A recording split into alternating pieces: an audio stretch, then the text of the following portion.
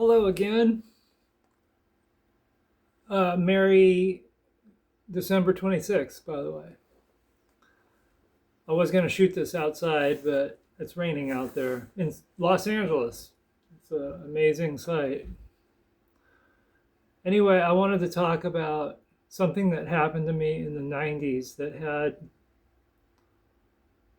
incredible positive reverberating effects.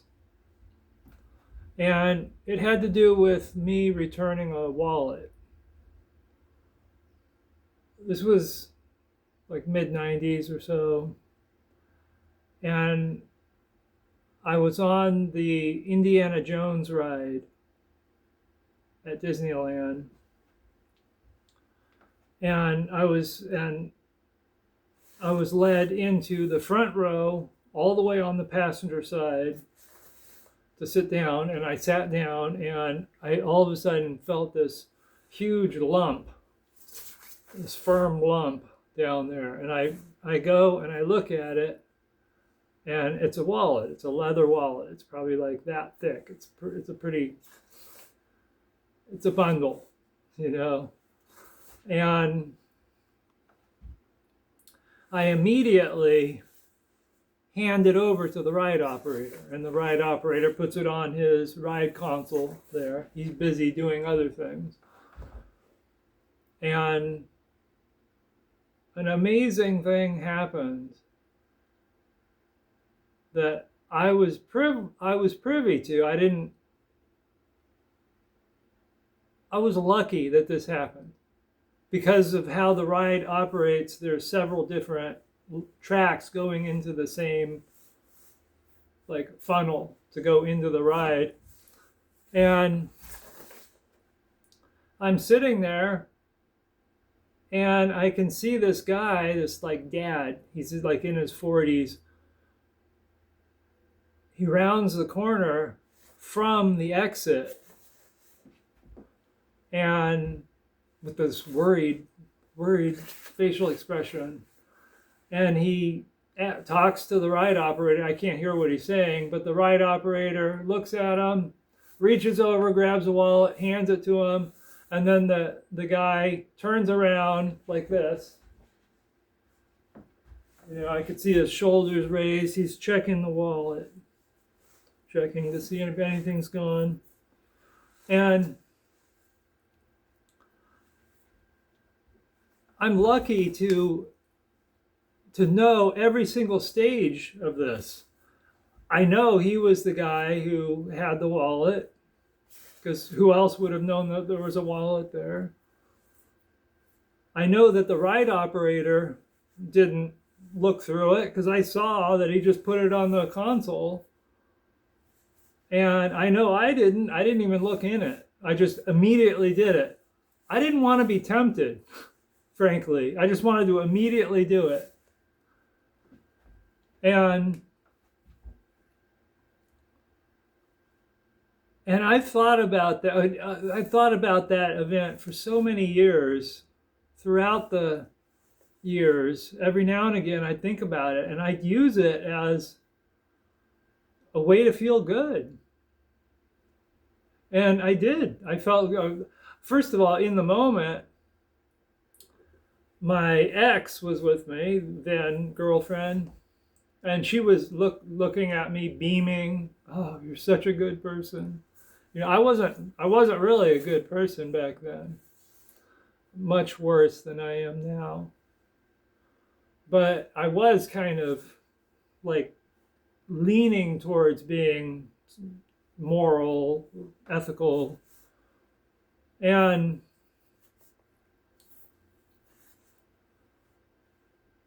so I got some of that immediate social dividend from my girlfriend. But I've used that event so many times in my life. And what I would do is I would imagine what it would be like for me to lose that wallet, the worry.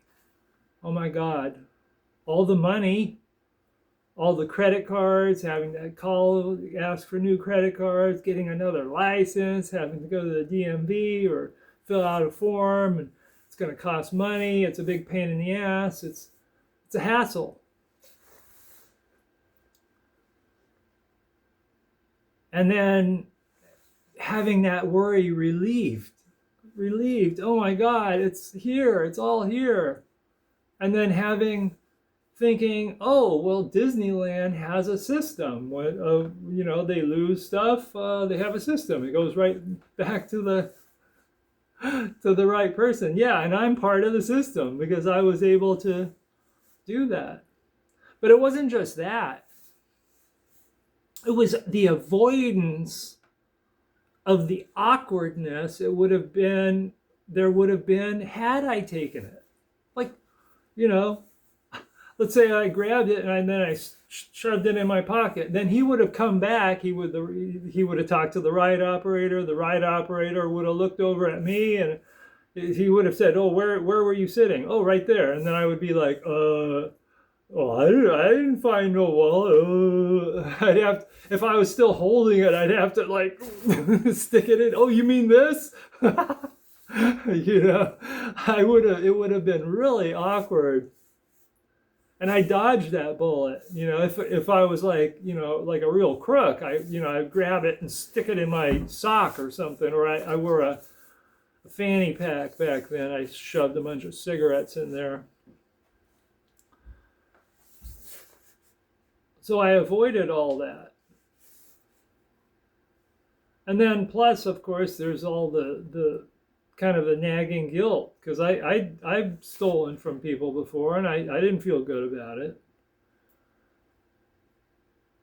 And that would be really stealing, not just finding the lost wallet and then keeping the money, but he's right here. That would have been that would have definitely been theft. And I would have had to face the shame of my girlfriend, knowing that here I am, I'm this bad person that keeps lost wallets.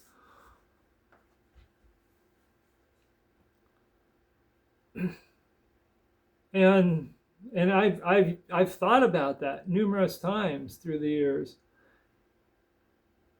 And I remember, well, the thing of it is it was 2024 in the spring, I had done a lot of work on healing the inner critic.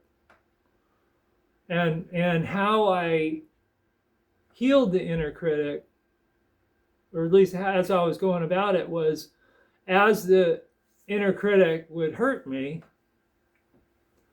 I would feel that hurt and I would grieve it as much as I can. Drop the story of the inner critic and just feel the feelings that come up, and then feel it and the hurt, grieve the hurt, grieve the opportunity cost that this paralysis that the inner critic causes, as much as I could.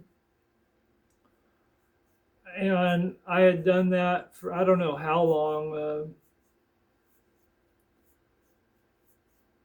pretty regularly for like a year. I think I was doing that as much as I could. And hold on one moment. Okay, so I was working on the inner critic, and then I remember seeing a podcast with this Joe Dispenza guy. He's a chiropractor. And I don't hold a lot of stock with that much of what he says, but it was saying like replacing bad feelings with good feelings, or maybe it was bad stories with good stories. And somehow, for some reason, I mean, he said replace it with the happiest feeling that you can, that brings up these feelings in the body, these happy feelings in the body. And I thought of that event. And so I tried it. I applied it. When the inner critic would rage at me, I would think of that returning the wallet, the worry that the guy was experiencing, and then the joy and relief of having the wallet, and then avoiding the awkwardness here, and then lastly, yeah, a little bit of social, attaboy. This was before I transitioned, and I did that, like, it was just like a couple days, and like the third day I was like, I haven't heard my inner critic. I haven't heard it bitch at me at all. And it was gone, and it hasn't come back since. And this was like March of 2024. And these are the things that gave me lots of hope that I was on the right track. Now, I still felt like there was like an emotional critic still there. And that kind of fell away too. But man, these it's like a plateau, right? It's like there will always be another plateau that's higher than where you are. But when you hit that plateau, man, it feels great. It feels like you're on the right track. And especially when, you don't go backwards. It's when you go backwards, that's when you start getting really discouraged. Or you go nowhere, that's when you get really discouraged. But I remember telling this story at a 12-step meeting. And I remember somebody chimed in after me during their share. This was on a Zoom meeting, and they chimed in and they said, "Oh, that'll come back to you. You'll get good karma for that." Were you not listening? Because I told the whole story, including the critic going away. Do you not understand what that means to not have a verbal inner critic bitching at you? I mean, it never felt like it was something else. It always felt like me doing it. It wasn't like a schizophrenic audio hallucination. It's not like I actually heard it. It was like I was maintaining it. But it was like automatic, and I didn't have control over it. Now it's gone. It was gone since March of 2024. And it's probably not a coincidence that later in November 3rd, 24, that's when that whole enlightenment thing, as I define it, this sense of being a separate individual trapped inside the body, looking out to a world out there, the subjective objective dualism, and that fell away. And